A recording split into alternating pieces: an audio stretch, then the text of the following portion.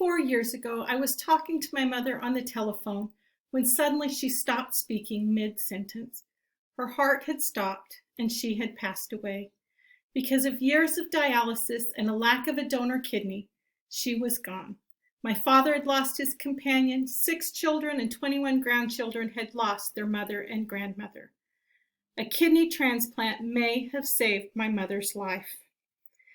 An analysis of organ donation policy in the United States notes that the public is without a clear understanding of basic points of organ donation, such as the extreme need. By listening, learning, and taking action today, you can prevent situations like my family's from happening over and over again. You can be a superhero by becoming an organ donor. Now, I've always been supportive of organ donation, but I had not signed up as a donor. Since my mother's death, I have done extensive research on organ donation and become an organ donor.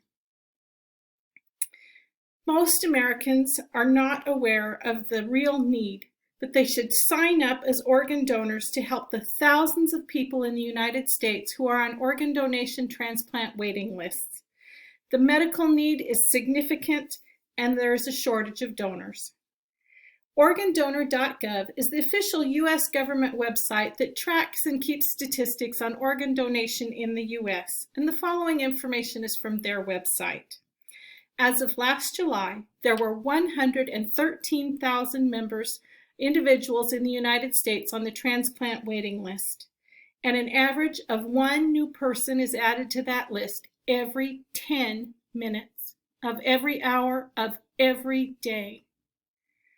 And each day, 20 people end their time on that list because they pass away. In 2019, 95% of adults surveyed said they supported organ donation, but 95% of adults are not registering as organ donors. As of last year, the number did reach 50%, but this does not meet half of the current need. Organdonor.gov also makes the point that for every 1,000 people who pass away, only 3 of them die in a manner that allows their body to be used for organ donation. What if none of those 3 individuals are registered donors? Are you a registered donor? If not, why not? Well, if you're like me, you may not know exactly how to go about it, or you may still believe some of the myths that surround organ donation. And this is very common according to the British Journal of Health and Psychology. Quote, although the general public reports an awareness of the organ donation shortage, studies have shown pervasive gaps in knowledge or misunderstandings surrounding organ donation. So let's look at some of those myths and misunderstandings and dispel them. One that gives people pause are religious bans. I'm a member of the Church of Jesus Christ of Latter-day Saints. Now, I knew that my church did not ban organ donation, but I thought that it discouraged it. And I should have known better and gone to an official source. According to the official Handbook 2, which is a policy and procedural guide for lay clergy, it states, the donation of organs and tissues is a selfless act that often results in great benefit to those individuals with medical conditions. The decision to donate is made by the individual or the deceased member's family. Handbook 2, Section 21.3.7. Other faiths such as Judaism, Catholicism, Islam, evangelicals, and Protestant faiths all support those who choose to become organ donors and recognize the good that comes from such a selfless act.